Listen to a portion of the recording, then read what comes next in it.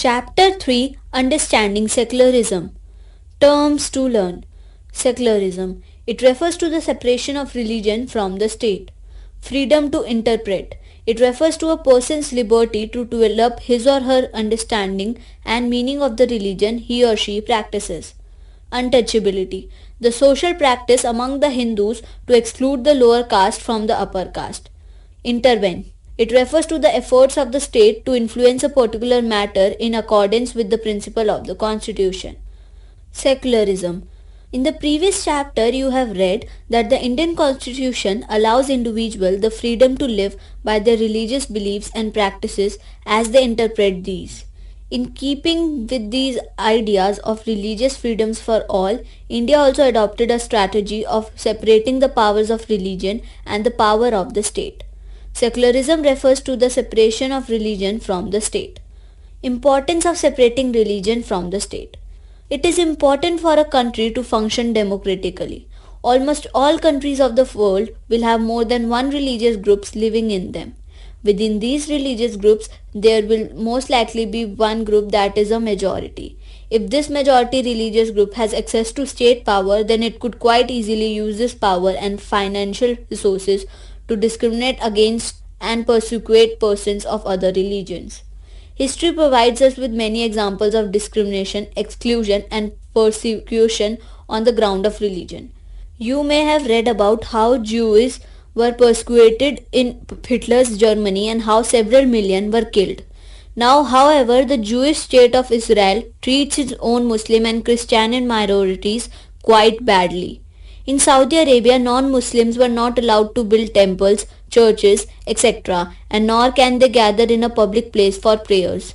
These acts of discrimination take place more easily when one religion is given official recognition by the state at the expense of other religions.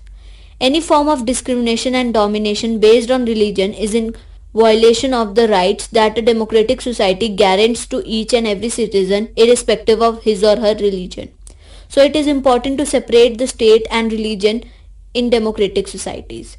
In democratic societies, we also need to protect the freedom of individuals to exit from their religion, embrace another religion, or have the freedom to interpret religious teachings differently. For example, as a Hindu, you might feel that the practice of untouchability in Hinduism is against the true interpretation of the principles of Hindu religion and you want to try and reform it. However, if state power were in the hands of those Hindus who support untouchability, then it would be difficult for you to try and change this because the supporters of untouchability might say that there is only one interpretation of Hinduism and that you do not have the freedom to interpret it differently. Indian secularism. According to the constitution, India will be a secular state to ensure the following objectives. First, that one religious community does not dominate another. Second, that some members do not dominate other members of the same religious community. Third, that the state does not enforce any particular religion and take away the religious freedom of individuals. To prevent the above domination, the Indian state is not ruled by a particular religious group and it does not support any one religion. In India, government officers, law courts, police stations, government schools, etc. are not supposed to display or promote any one religion. Government schools cannot promote any one religion either in their morning prayer or through religious celebrations. However, this rule does not apply to private schools. In order to respect the sentiments of all religions and not interfere with religious practices, the state makes certain exceptions for particular religious communities. For example, Sikhs does not have to wear a helmet while driving a scooter. This is because the Indian state recognizes that wearing a turban, pagri, is central to the Sikhs religious practice and in order not to interfere with this allows an exception in the law.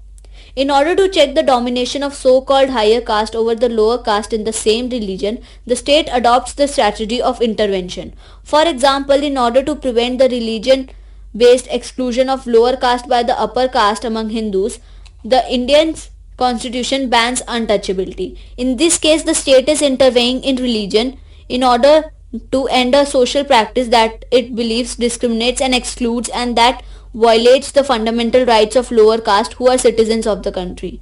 The intervention of the state can also be in the form of support. The Indian constitution grants the right to religious communities to set up their own schools and colleges. It also gives them financial aid on a non-preferential basis. Difference between Indian and American secularism. Indian secularism differs from the secularism in the United States of America because in America there is strict separation between religion and the state, but in Indian secularism in the state can intervene in religious affairs as in the case of abolishing untouchability. In the USA, the separation between state and religion means that neither the state nor religion can interfere in the affairs of one another. The Indian state is secular and works in various ways to prevent religious domination.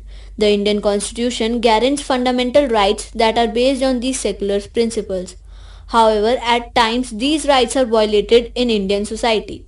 Since such violations occur frequently, we need a constitutional mechanism to prevent them from happening. The knowledge that such rights exist makes us sensitive to their violation and enables us to take action when these violations takes. Lesson at a glance. Being a state, India adopted a strategy of separating the power of religion and the power of the state. It is important to separate religion from the state for a country to function democratically so that the majority religious group may not dominate the minority religious groups. In democratic societies, we also need to protect the freedom of individuals to exist from one religion and embrace another religion or have the freedom to interpret religious teachings differently. In India, government offices, law courts, police stations, government schools, etc. are not supposed to display or promote any one religion. In order to respect the sentiments of all religions, the government makes certain exceptions for particular religious communities. In order to check the domination of higher caste over the lower caste among the Hindus, the government has intervened in the religion and banned untouchability.